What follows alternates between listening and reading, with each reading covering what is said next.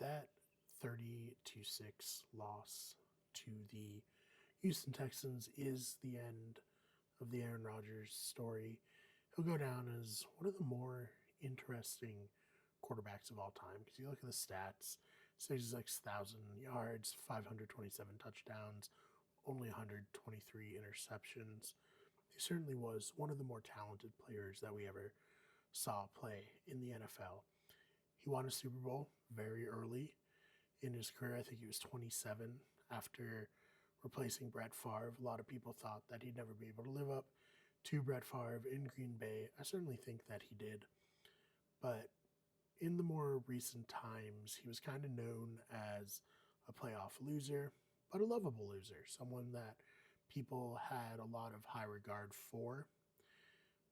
Then, the pandemic happened, COVID happened. He started going on Pat McAfee's show.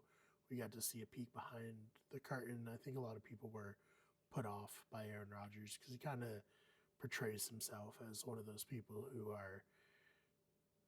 fancy themselves as one of the smartest people in the room, and worse yet, someone who has to let you know that they're one of the smartest people in the room. And surely he's a genius when it comes to football, but high intelligence in one area doesn't always transfer to all areas. And I think that sometimes when people are extremely intelligent in one area, they assume that they must be intelligent in every area. And that really rubbed people the wrong way. So now he's kind of going out sad, and it's not like he can't still play. He had another statistically decent year, but not a year that really moved the needle one way or another. And you saw that for when he was heading out into the tunnel, the Steelers fans were letting him hear it that they think he should retire because this Pittsburgh offense wasn't really revolutionized, really didn't push forward. So